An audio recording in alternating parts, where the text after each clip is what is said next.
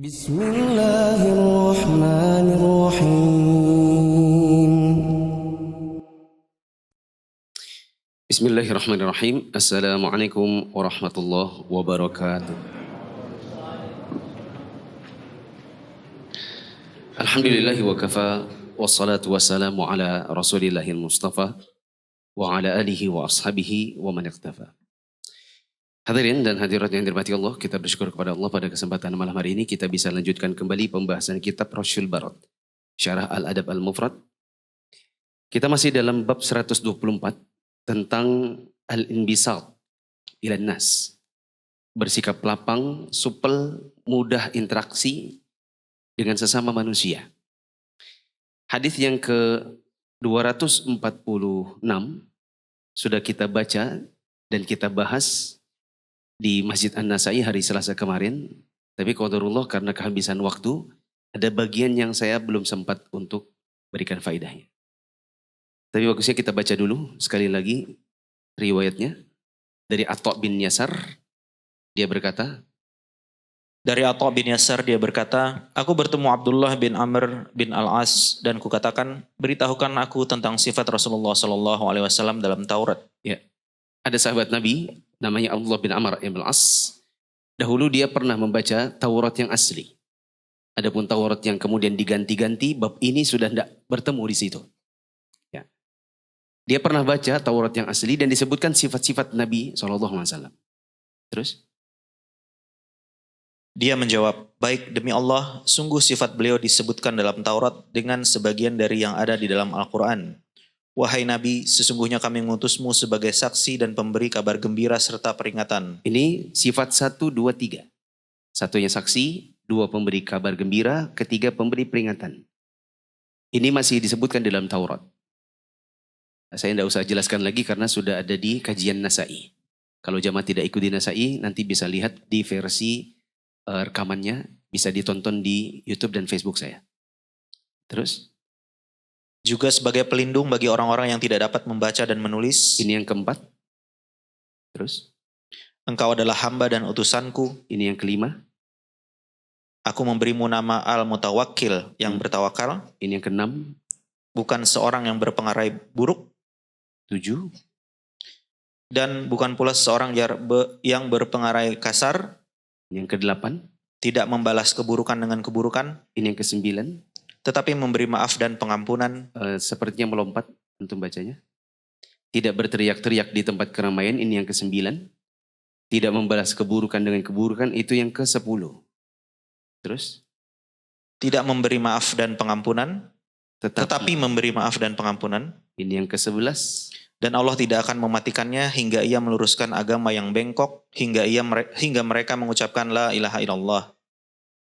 Dan terbuka dengannya mata yang buta, hati yang lalai, dan telinga-telinga yang tuli. Nah, ini yang sudah kita baca.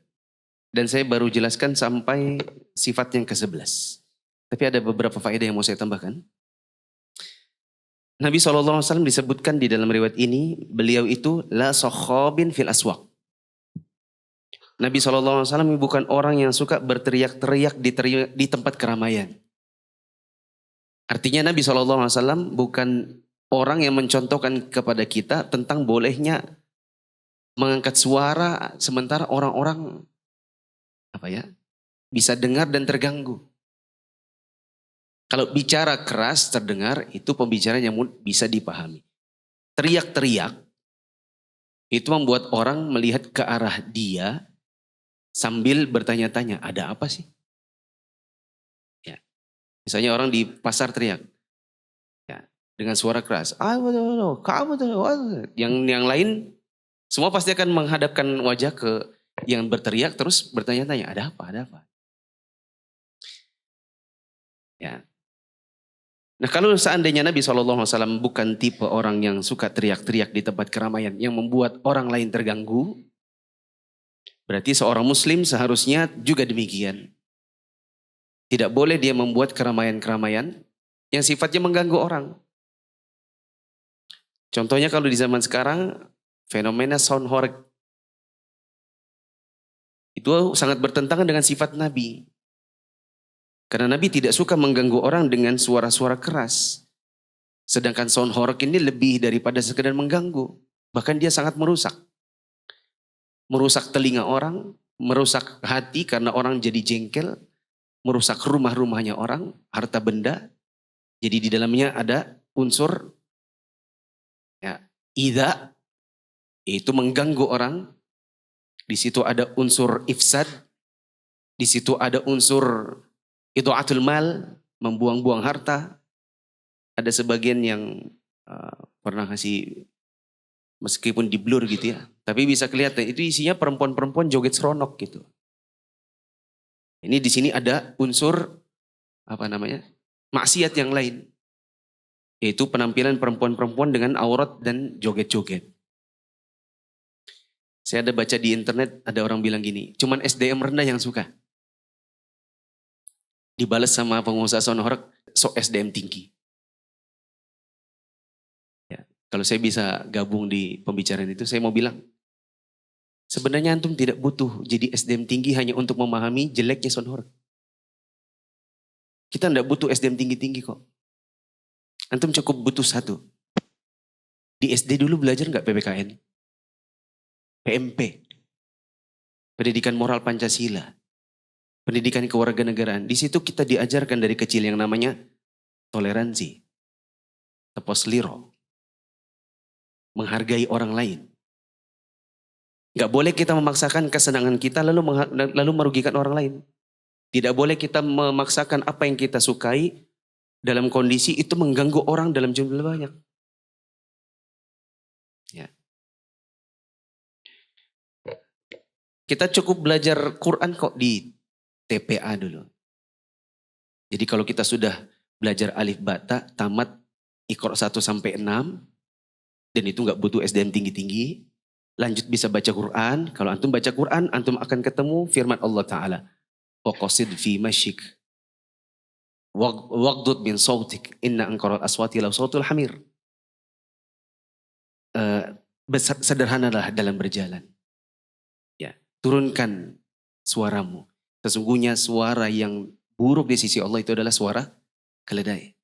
Karena suaranya memekakkan telinga. Ya, sound horeg itu jauh lebih memekakkan lagi.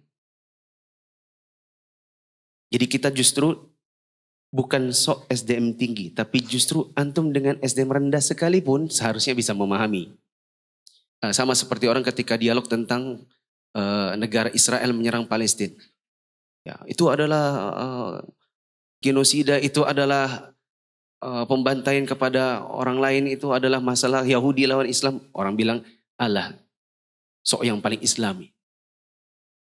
Sehingga orang-orang kemudian menjawab, antum juga tidak harus jadi orang Islam kok. Kalau hanya untuk memahami bahwa itu nggak boleh. Orang kafir di sana banyak yang paham bahwa itu adalah sebuah hal yang harus diingkari. Ya. Nggak butuh SDM tinggi, nggak butuh jadi orang Islam kalau antum hanya ingin memahami tentang perbuatan mereka itu salah. Ini catatan untuk sifat Nabi yang Nabi tidak suka berteriak-teriak di tempat keramaian.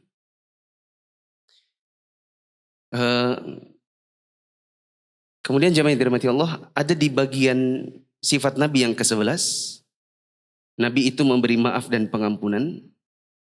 Di hari Selasa yang lalu ada pertanyaan, Ustadz, kalau seandainya kita jadi korban, apakah kita bisa memaafkan atau bagaimana? Saya katakan, ingin memaafkan perbuatan orang lain dan kita jadi korban, ini kita lihat kondisi-kondisinya. Beda-beda kasus, beda juga penyikapannya. Kalau seandainya kasusnya adalah orang tidak sengaja. Kemarin saya contohkan, ada ketidaksengajaan seorang ayah meninggalkan anak balitanya dalam mobil, dalam kondisi mobilnya tidak mati. Menurut si bapak, saya cuma berhenti sebentar, terus saya cuma mau ambil sebuah barang, langsung masuk lagi. Ya. Di luar dari dugaan saya, agak lama di luar, anak saya mainkan mobil, terinjak gasnya. Ya. Akhirnya nabrak orang. Di sini ada ketidaksengajaan. Ya. Kalau seandainya antum memaafkan, maka tidak masalah.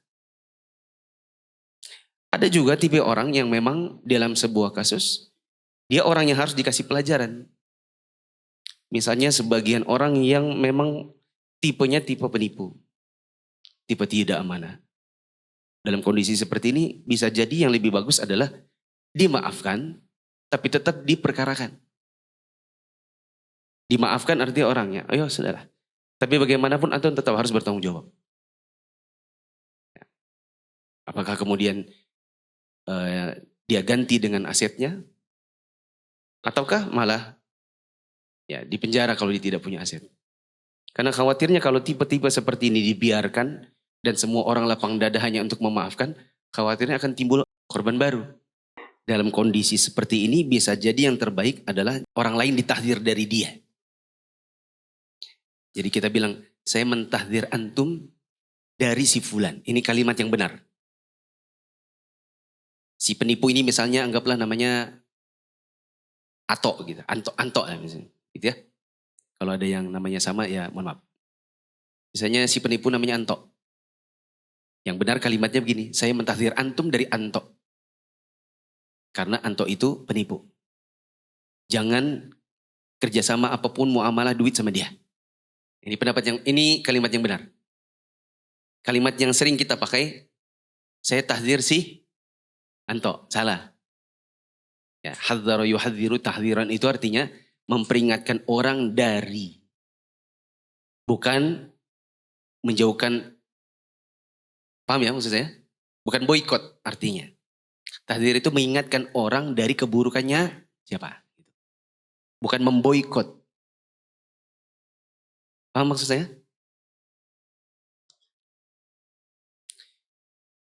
Satu lagi ada faedah tambahan.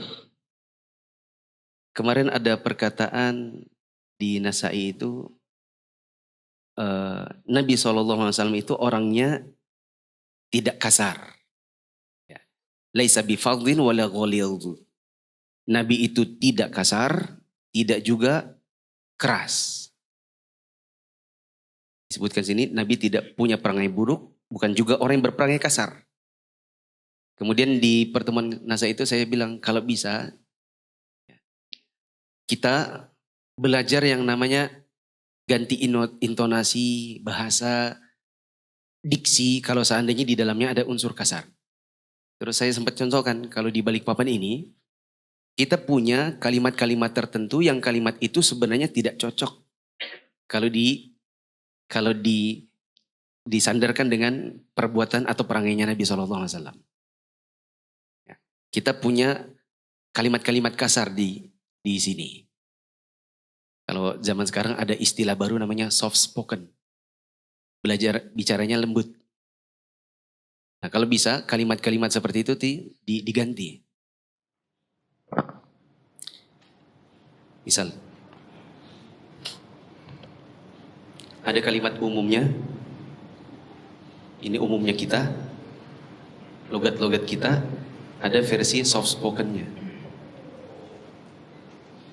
Yaitu bicara yang versi lembutnya. Di kita misalnya kalau anak jatuh, kita bilang apa? Tuh kan, kapok, rasain, masih mau, tambah lagi, apaku bilang, ya kan? Ini umumnya kita. Dan Nabi SAW itu orangnya tidak fazin, tidak ghalil. Yakinlah Nabi SAW itu tidak mungkin pakai kalimat begini kalau seandainya Nabi itu orang Balikpapan. Ya. Pasti Nabi pakai kalimat yang lain. Misalnya apa? Nanti antum pikirkan sendiri bagaimana menggantinya. Ada yang bilang, kalau pas anak kita yang kecil itu jatuh, jangan dilihatin. Jangan dilihat. Karena nanti kalau dilihatin, pasti dia nangis. Yang mungkin nanya, tek, ya, nanti dia ngamuk, tantrum. Terus kalau dia sudah tenang, dibantu. Jangan sampai menyalahkan yang tidak salah. Termasuk kita ini kalau suka ngomong, oh jatuh, siapa yang nakal? Nah, karpetnya nakal. Ini karpetnya ini memang nakal. Ya kan, kepalanya kejeduk meja. Siapa nakal? Siapa? Siapa yang nakal? Mejanya yang nakal. Nah, ini PR kita. Kalau misalnya bisa, logat-logat kita di Balikpapan yang mungkin serasa umumnya itu kurang pas dengan sifat Nabi yang laisa bifadhin wala ghalidh, maka sebaiknya diubah. Coba untuk belajar bagaimana versi soft spokennya. Baik, jamaah yang dirahmati Allah, di bagian akhir Nabi SAW diceritakan bahwa Allah tidak akan mematikan beliau sampai beliau meluruskan agama yang bengkok hingga orang-orang itu mengucapkan la ilaha illallah. Agama yang bengkok di sini maksudnya adalah agama jahiliyah. Bisa dicatat di situ. Agama yang bengkok di situ adalah agama jahiliyah. Itu orang-orang jahiliyah di masa lampau yang mereka mengerjakan perbuatan syirik. Makanya ada perkataan lanjutannya, sampai mereka mengucapkan la ilaha illallah, bahwasanya tiada ilah yang berhak diibadahi dengan benar kecuali Allah. Ada faedah dari Syekh Abdul Razak yang sangat bagus. Beliau katakan, orang-orang dahulu mereka tahu bahwasanya la ilaha illallah artinya tidak ada ilah yang berhak diibadahi dengan benar kecuali Allah. Mereka tahu itu. Makanya mereka tidak mau ucapkan. Karena mereka tahu bahwa yang menciptakan mereka adalah Allah. Tapi kalau untuk peribadatan mereka maunya tujukan kepada para berhala. Nah, tidak ada yang namanya la ilaha illallah yang benar. Sebagaimana dalam sifat yang berikutnya. وَيَفْتَحُ بِهَا أَعْيُنًا عُمْيًا, yang beliau itu bisa membuka dengan kalimat tersebut mata yang buta, telinga yang tuli, hati yang lalai. Artinya tidak ada la ilaha illallah yang benar kecuali apabila diikuti dengan 3 hal. Tidak ada la ilaha illallah yang benar kecuali diikuti dengan 3 hal. Yang pertama adalah al-ilmu. Yang kedua adalah al-amal. Dan yang ketiga adalah as-sidq. Ilmu artinya ya ilmu. Amal artinya dengan beramal.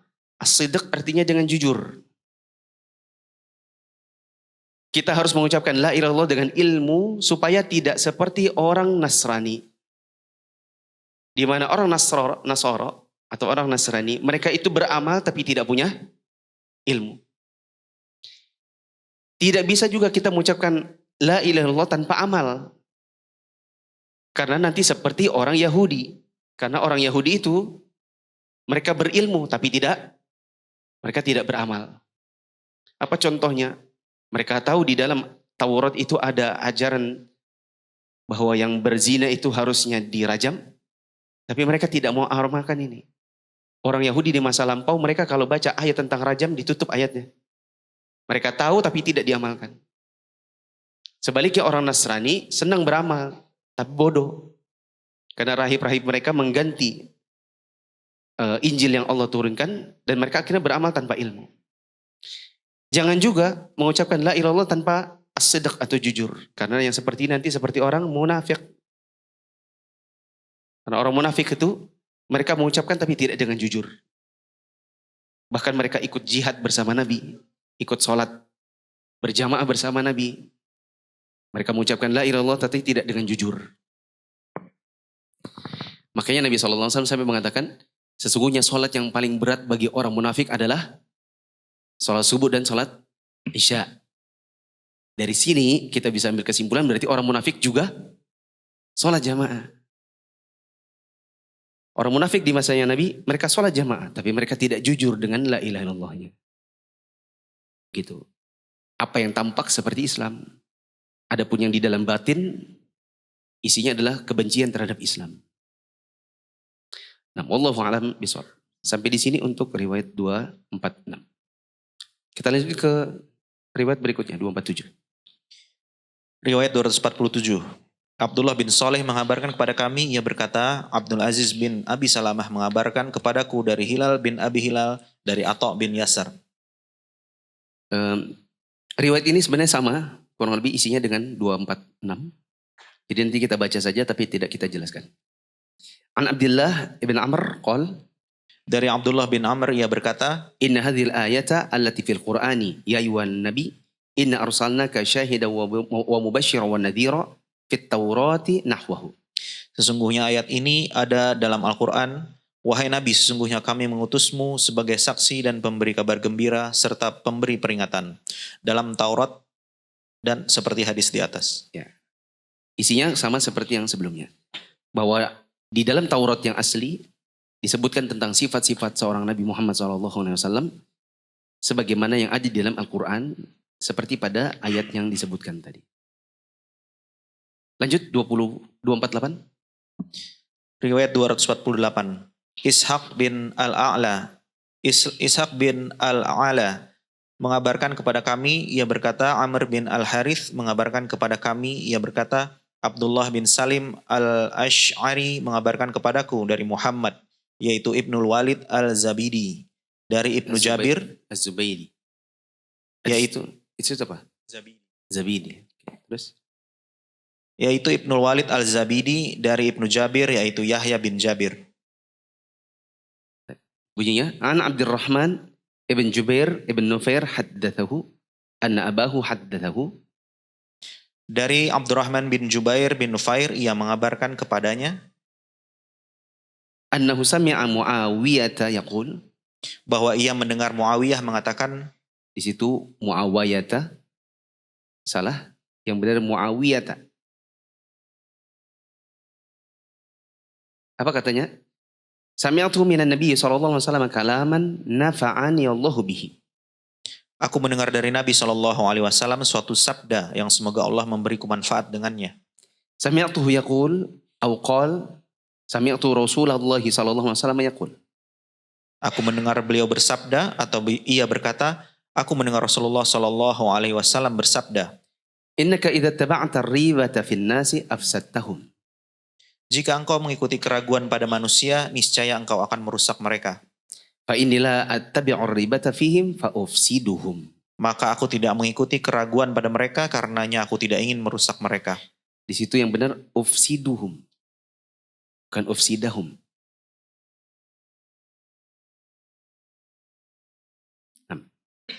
Penjelasan kata. Penjelasan kata, innaka idza taba'atar roibah.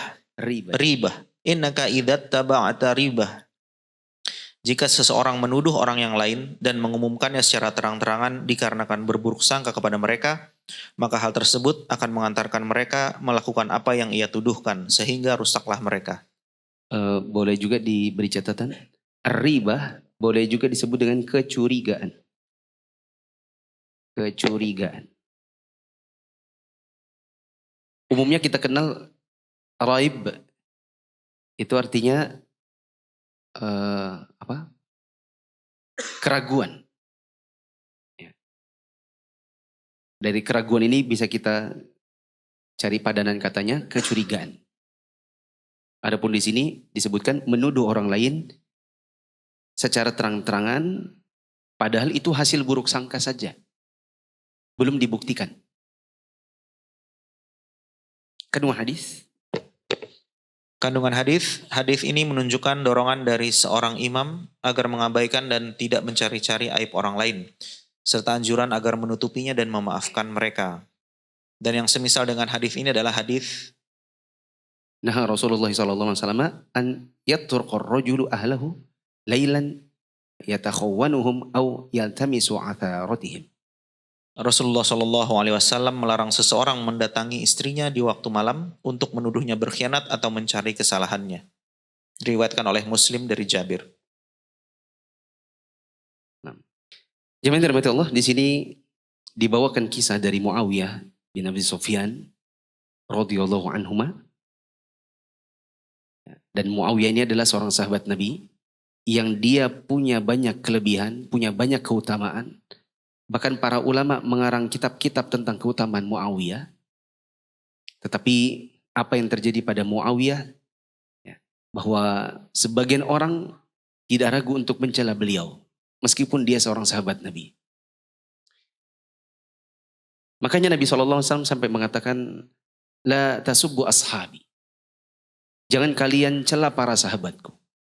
Seandainya kalian itu berinfak dengan satu gunung Uhud yang isinya emas, maka pahalanya di sisi Allah tidak akan bisa menyamai para sahabat apabila mereka berinfak hanya dengan 2 telapak tangan yang isinya gandum. Bahkan mungkin hanya setengahnya.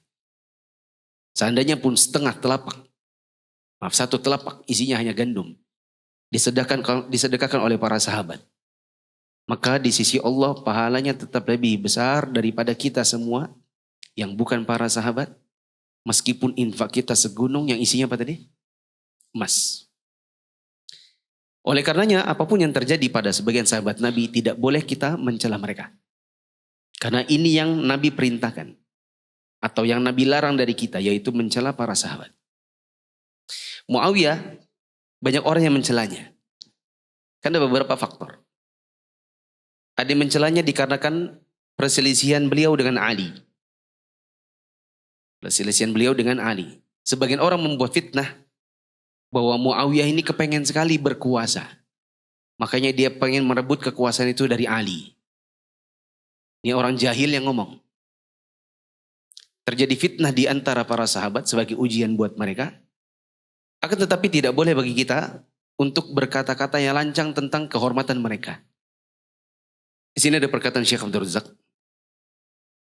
Beliau mengatakan, "Mimma yadullu ala makanil 'aliyah wa manzilatihi ar-rafi'ah." Dan di antara yang menunjukkan tentang kedudukannya Muawiyah yang begitu tinggi, di antaranya adalah bahwa beliau itu adalah seorang katibul wahyi. Beliau dahulu adalah penulis wahyunya Nabi. Apabila turun wahyu, maka di antara yang dituliskan oleh Nabi SAW untuk menuliskan wahyu adalah sahabat Nabi Muawiyah. Wa huwa khalul mu'minin. Dan kalau orang-orang yang mencela Muawiyah itu paham, mereka harus tahu bahwasanya Muawiyah itu pamannya orang-orang mukmin. Kita punya paman orang mukmin namanya Muawiyah. Mencela beliau seperti mencela paman kita sendiri. Kenapa demikian? Karena ibu kita yaitu Ummul Mukminin, satu darinya adalah saudari perempuannya Muawiyah. Ya. Yang bernama Ummu Habibah Ramlah. Itu istri Nabi. Dan Muawiyah itu iparnya Nabi. Karena Ummu Habibah binti Abi Sufyan, ya, bersaudara kandung dengan siapa? Muawiyah. Jadi kita ini punya ibu orang mukmin, yaitu istri Nabi, dan Muawiyah itu paman kita. Ada seorang laki-laki yang berkata di dekat Al-Imam Abi Zur'ah Ar-Razi. Dia bilang, saya tidak suka sama Muawiyah. Ini ubghidu Muawiyah. Saya enggak suka sama yang namanya Muawiyah. Abu Zur'ah bertanya, walima? Kenapa kok begitu? Maka dia mengatakan, saya enggak suka sama Muawiyah lantaran apa yang terjadi antara Muawiyah dengan Ali. Maka Abu Zur'ah mengatakan, celaka kalau kamu begitu. Waihak, inna rabba Muawiyah rahim. Wa khasmu Muawiyah karim. Ya. Famalaka anta bainahuma. Kamu ini aneh. Bisa celaka kalau kamu seperti itu sikapnya kepada Muawiyah. Karena Robnya Muawiyah adalah Rob yang maha mulia. Andai saja Muawiyah dianggap salah, tetap saja Allah memaafkannya. Sedangkan lawannya Muawiyah yaitu Ali, dia adalah orang yang mulia. Seandainya pun terjadi masalah di antara mereka, maka kita tahu Ali mungkin akan memaafkan Muawiyah. Adapun dirimu, kamu siapa? Gitu. Paham maksudnya? Ya. Urusannya Muawiyah dalam perselisihannya dia dengan Ali hanya dengan satu dengan Ali, kedua dengan Allah. Kalau kamu siapa di antara mereka berdua? Ada hubungan apa kamu dengan mereka berdua? Apalagi ini dua-duanya sahabat Nabi. Dan sahabat Nabi orang-orang yang diberikan rekomendasi oleh Nabi. Nabi SAW mengatakan, "Idza jatahadal hakimu fa asaba falahu ajran, wa idza akhta'a falahu ajr." apabila orang-orang yang memang layak berijtihad, sebagaimana para sahabat Nabi, apabila mereka berijtihad dan ijtihadnya benar, maka dia dapat 2 pahala. Seandainya ijtihadnya salah, mereka tetap dapat pahala 1. Di antara Ali dengan Muawiyah ada perselisihan, maka satu dari mereka dapat 1 pahala, yang satu lagi dapat 2 pahala. Sedangkan kamu dapat apa? Apa urusanmu sama mereka? Tilka ummatun qad khalat. Laha ma kasabat wa lakum ma kasabatum. Itulah umat yang sudah berlalu, para sahabat. Sudah lewat urusan mereka. Sementara Allah mengatakan, radhiyallahu anhum wa radu'an. Allah ridho sama mereka, mereka ridho kepada Allah. Allah ridho sama mereka. Apapun yang terjadi di antara mereka. Sedangkan mereka sudah dapatkan pahala dari apa yang mereka laksanakan di masa lalu. Apa yang mereka amalkan di masa lalu. Sedangkan kamu juga akan menanggung apa yang kamu perbuat di masa sekarang. Begitu. Nah di sini ada perkataan Muawiyah. Bahwa dia berkata, saya pernah mendengar Nabi SAW pernah bersabda. Yang sabda Nabi SAW ini memberikan manfaat buat saya. Semakin bermanfaat buat Muawiyah karena Muawiyah akhirnya menjadi raja pertama. Muawiyah adalah raja pertama. Adapun khalifah kenabian berakhir pada masa Hasan. Sebagaimana kata Nabi SAW, khilafatun nubuwati salasuna sana. Khilafah kenabian itu ada 30 tahun. Kalau diukur-ukur atau ditotalkan seluruhnya, maka 30 tahun ini mencakup 29 tahun 4 bulan mulai dari Abu Bakar sampai dengan Ali. 6 bulannya Hasan. Jadi genap 30 tahun. Setelah itu datanglah raja yang Allah berikan kerajaan bagi siapa yang Allah kehendaki. Maka raja pertama adalah siapa? Muawiyah. Semakin bermanfaat perkataan Nabi ini karena Muawiyah adalah seorang raja. Ada riwayat yang lain dari riwayat yang mirip seperti ini. Ya, maksud saya riwayat ini datang dalam redaksi yang lain yang ada kemiripan.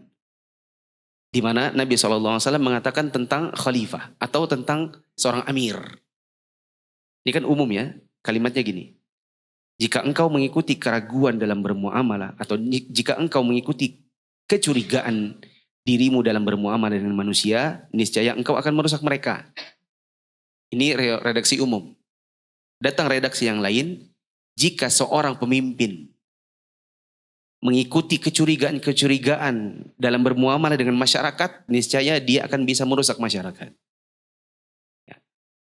Saya ulang, berarti Muawiyah semakin mendapatkan manfaat dari sabda Nabi ini, semakin mendukung posisi dia sebagai seorang raja. Karena seorang raja seharusnya tidak boleh bermuamalah dengan masyarakat dengan mengikuti apa? Sekedar kecurigaan-kecurigaan.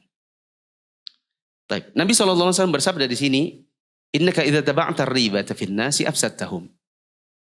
Sesungguhnya engkau, ya kita semua, apabila kita bermuamalah dengan manusia dengan yang isinya di kepala kita ini hanya curiga, niscaya hubungan kita dengan mereka itu akan rusak.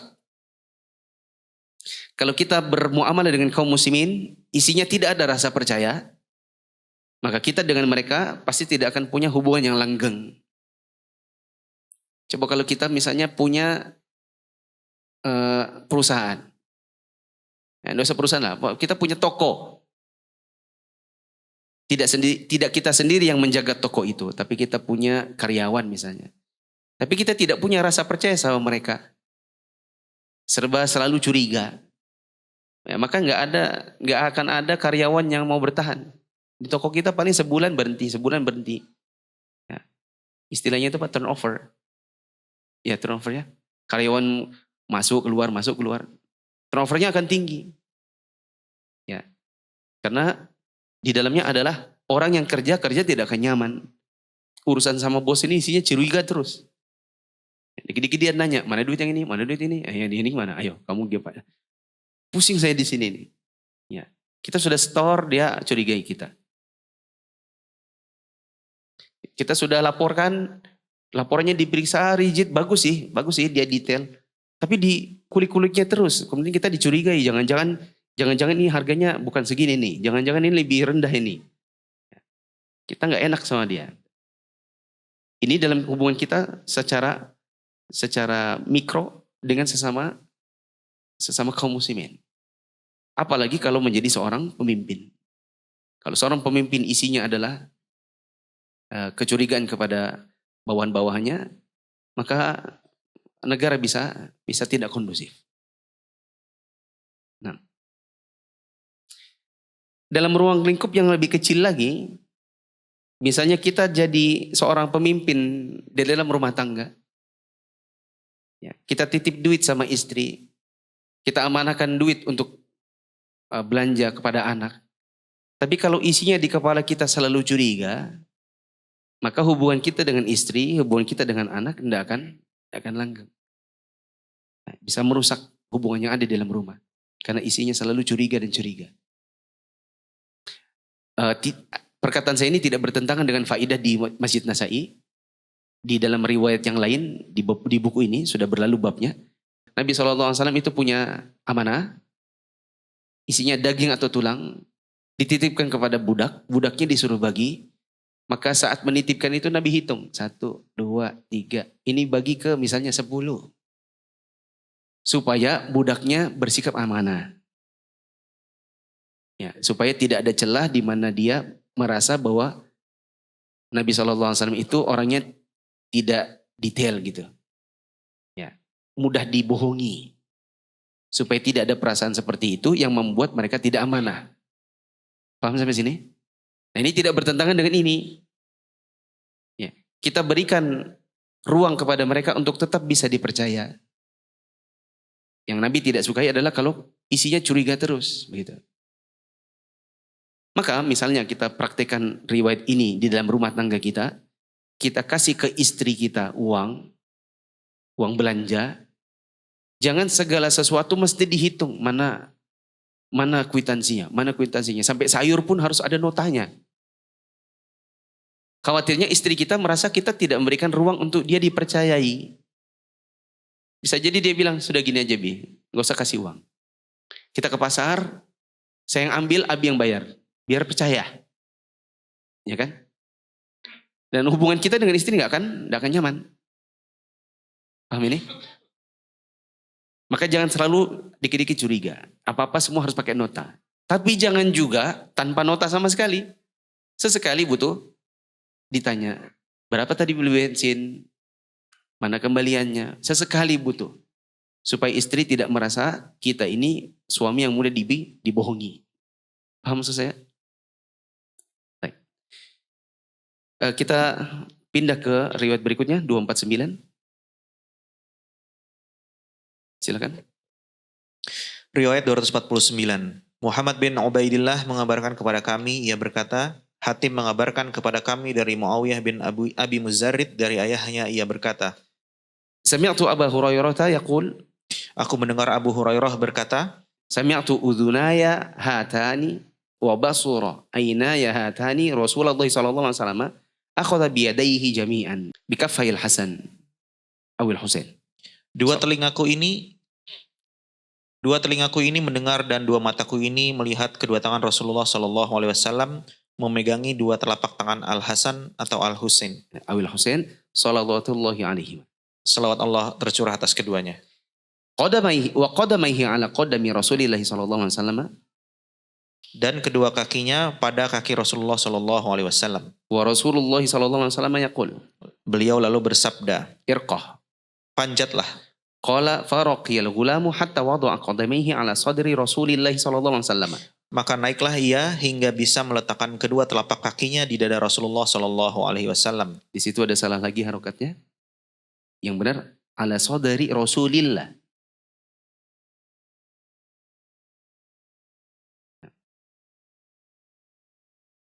Di sini ada mudhaf ilaihnya Rasulullah, dan mudhaf ilaihnya terdiri dari mudhaf ilaih juga. Terus, tsumma qala Rasulullah sallallahu alaihi wasallam, iftah faka. Beliau lalu bersabda, bukalah mulutmu. Tsumma qabbalahu. Beliau lalu menciumnya. Tsumma qala Allahumma ahibbahu fa inni uhibbu. Lalu beliau bersabda, "Ya Allah, cintailah ia, sesungguhnya aku mencintainya." Hadis ini sebenarnya dhaif, tetapi secara makna dia benar. Karena Nabi SAW memang demikian kepada cucu-cucunya. Disebutkan di sini bahwa Abu Hurairah radhiyallahu anhu pernah berkata, "Dua telingaku dengar, dua mataku lihat langsung." Maksudnya beliau mau memperkuat perkataannya dengan perkataan, saya dengar langsung pakai telinga yang ini. Saya lihat langsung pakai mata ini. Artinya saya bukan dengar dari orang lain yang mendengar. Saya melihat langsung, bukan diceritakan sama orang yang melihat. Maksudnya begitu. Apa yang kami lihat? Yang kami lihat adalah Rasulullah SAW memegangi dua telapak tangan cucunya. Apakah Hasan ataukah Husain. Bahkan waktu kecil-kecil anak-anak cucu ini, beliau main-main sama cucunya. Beliau bilang, ayo naik, manjat, manjat. Sampai cucu-cucunya ini manjat-manjat dan kakinya ada di dadanya Nabi. Bahkan Nabi SAW bilang, buka ini mulutnya. Ya, terus Nabi cium cucu-cucu kecil-kecilnya ini. Lalu beliau bersabda, ya Allah cintailah dia, sesungguhnya aku mencintainya. Ini, coba kita kembali lagi ke judul babnya. Apa judul babnya? Judul babnya adalah Al-Inbisatu 'alan nas. Bersikap lapang, supel, mudah dengan sesama manusia. Lihat riwayat 246. Kita kembali ke riwayat 246. Diceritakan Nabi punya sifat laisa bifadhin wala ghalil. Nabi itu tidak buruk, tidak kasar. Ini kesinambungan antara isi hadis dengan judul bab. Paham ya? Coba kembali ke 248. 248. Tentang Muawiyah tadi. Apa hubungan antara riwayat ini dengan judul bab? Ya, di antara kesinambungannya adalah bahwa orang yang punya sifat lapang kepada manusia bukan orang yang suka menaruh kecurigaan. Nah sekarang di riwayat 249, apa hubungan riwayat ini dengan babnya? Hubungannya adalah bahwa Nabi Muhammad SAW, beliau meskipun seorang Nabi, sekaligus kepala keluarga, sekaligus tokoh agama, tokoh masyarakat. Beliau itu orang yang lapang, bahkan bisa main sama anak kecil. Sebagian orang menganggap bahwa di antara bentuk wibawa adalah hendak main sama anak kecil. Saking berwibawanya, bagi sebagian orang termasuk aib, ya, dan dianggap bukan laki-laki yang punya sifat laki-laki, bila main-main sama anak kecil. Sebagian laki-laki menganggap begitu bahkan kepada anak kandungnya. Saya nggak pernah cium anak saya, kayak anak kecil. Saya nggak pernah cium anak saya, soalnya nanti hilang wibawa saya. Soalnya saya polisi. Soalnya saya ini tentara. Tentara itu memang keras sama anak-anaknya. Ini kesalahan dan karena kejahilan. Ini karena ketidakpahaman tentang bagaimana seorang Nabi Muhammad SAW dengan posisi beliau sebagai Nabi, tokoh masyarakat, orang yang berwibawa, panglima perang. Ya. Tetapi meskipun demikian beliau tetap bermain-main sama anak kecil. Ya. Bisa kita bilang jangan berlindung di balik seolah-olah punya wibawa kalau memang Anda bukan tipe orang yang penyayang anak kecil. Bilang saja, saya suka. Saya ini kurang suka anak kecil. Bilang saja begitu. Jangan bela diri dengan berkata soalnya saya polisi, soalnya saya tentara, soalnya kita ini harus berwibawa. Enggak ada. Nabi SAW itu lebih berwibawa dan lebih pantas untuk dihormati dari siapapun di muka bumi ini. Nabi tetap main sama anak kecil. Ya. Azan dulu. Ayo bawa harta ke surga. Dukung pembangunan sekolah Islam Mufid dengan donasi ke rekening atas nama Yayasan Muflih untuk Islam dan Dakwah. Allahu Akbar, Allahu Akbar, Allahu Akbar, Allahu Akbar. أشهد أن لا إله إلا الله أشهد أن لا إله إلا الله أشهد أن محمدا رسول الله أشهد أن محمدا رسول الله حي على الصلاة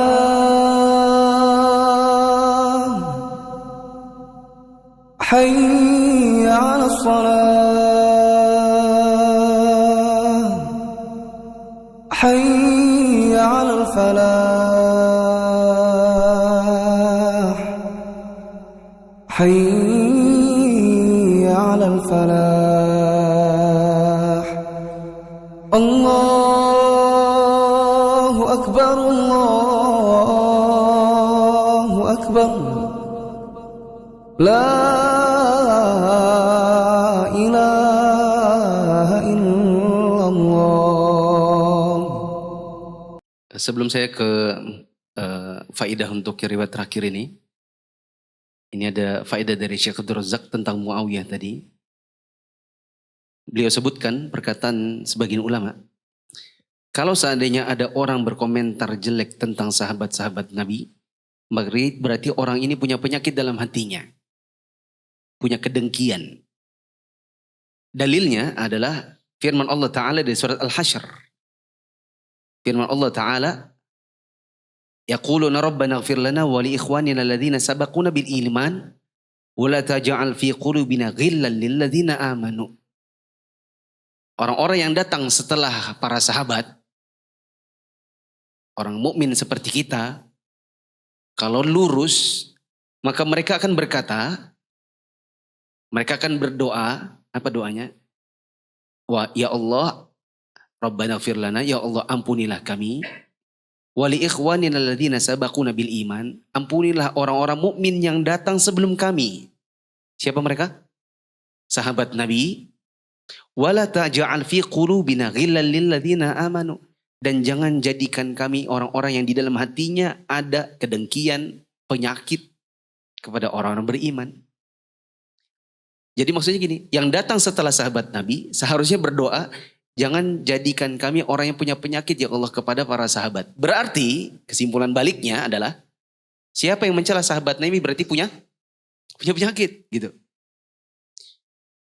Ya, jadi kalau misalnya kita membaca kisah-kisah para sahabat, kita baca ada perselisihan antara Aisyah dengan Ali.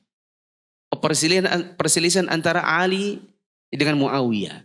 Maka kita tahan lisan kita dari mencela di antara mereka. Itu ijtihad mereka dan kita tidak akan ditanyai oleh Allah dari kiamat tentang perbuatan mereka. Tadi saya sebutkan ayatnya. Allah katakan, tilka ummatun qad khalat. Ini adalah umat yang sudah berlalu para sahabat itu. Ya, laha ma kasabat wa lakum ma kasabatum wa la tus'aluna amma kanu ya'malun. Dan di hari kiamat kalian tidak akan ditanyai tentang apa yang mereka perbuat. Kalian akan dimintai pertanggungjawaban oleh Allah dengan apa yang kalian perbuat. Begitu. Adapun di riwayat 249 ini, fawaid dari riwayat 249 bahwa termasuk di antara bentuk inbisaq, kelapangan dalam bermuamalah atau berinteraksi dengan manusia adalah orang dewasa seharusnya bisa mudah juga interaksi dengan anak kecil. Tidak benar apabila orang dewasa itu interaksinya keras kepada anak kecil. Ada riwayat dari Anas bin Malik radhiyallahu an, sahabat Nabi. Dia bilang waktu kami kecil, kami main-main, Nabi SAW melewati kami, maka beliau mengatakan, Assalamualaikum ya sibyan. Ya. Kami main-main di dekat situ, kemudian Nabi lewat, Nabi bilang, semoga keselamatan untuk kalian anak-anak. Berarti Nabi SAW itu negur anak-anak. Ya. Maka ini teguran juga buat kita yang di masjid itu kasar sama anak-anak. Anak-anak memang naturalnya, ada satu sisi naturalnya mereka suka bermain. Kadang-kadang kalau tidak diberikan pijakan, tidak diberikan arahan, kadang mereka main dalam masjid. Tapi bukan berarti kemudian kita kalau negur anak-anak itu dikerasi. Ya, apalagi masjid-masjid yang ya, ini nggak tahu fikih dari mana, dibikin algojo masjid. Ya, ada algojo taraweh, pernah lihat? Saya kecil dulu kalau mau ke rumah sepupu di Purnas itu, sepupu bilang, kita nggak usah ke situ yuk. Di situ ada yang tukang pukul. Ya, makanya jangan main-main. Ayo kita ke masjid. Pergilah kami ke masjid. Betul-betul saya dapat di belakang itu bawa sapu lidi. Ya. Dan dia sepanjang tarawih tidak tarawih. Apa yang dia lakukan? Jagain anak-anak. Ya, supaya tidak bermain-main. Nah, ini kejahilan juga. Tidak tahu fikihnya dapat dari mana. Pertama dia rugi, dia nggak sholat jamaah. Kalaupun nanti dia sholat, ya berarti dia nggak dapat 27 kali lipat. Ya kan? Beberapa waktu lalu saya sebutkan kompleknya. Tapi di sebuah komplek yang menurut saya seharusnya di situ orang berpendidikan. Pun di masjid itu masih juga ada algojonya. Nggak sholat asar. Saya perhatikan, ini orang sudah sholat karena saya terlambat. Orang sudah takbiratul ihram, saya baru masuk masjid. Ngapain bapak ini? Pegang sapu. Ya. Begitu selesai kita salam, saya zikir, begitu berbalik, bapaknya baru mau sholat. Jadi dia sholat sendiri, meninggalkan sholat berjamaah demi menjaga anak-anak kecil. Ini kebodohan. Apa yang seharusnya dilakukan kalau memang mau jaga anak-anak kecil? Di antaranya adalah anak kecil itu diselip-selipkan di soft orang dewasa. Yang sulit itu kalau anak kecil di belakang dibikinkan soft tersendiri. Mereka tidak berpisah, makanya ribut. Yang seharusnya satu, yang bawa anak kecil mereka ya jaga. Orang tua yang bawa anak kecil seharusnya mereka bertanggung jawab. Anaknya nggak boleh dibiarkan lari-lari. Yang kedua, anaknya dengan anak orang lain dipisah. Ya, jadi orang dewasa di tengahnya anak kecil sehingga mereka bisa ikut. Yang ketiga, jangan dikerasi. Semakin dikerasi biasanya juga semakin bandel. Semakin dikerasi semakin berontak. Ya. Saya pernah ngisi di salah satu masjid di Sepinggan.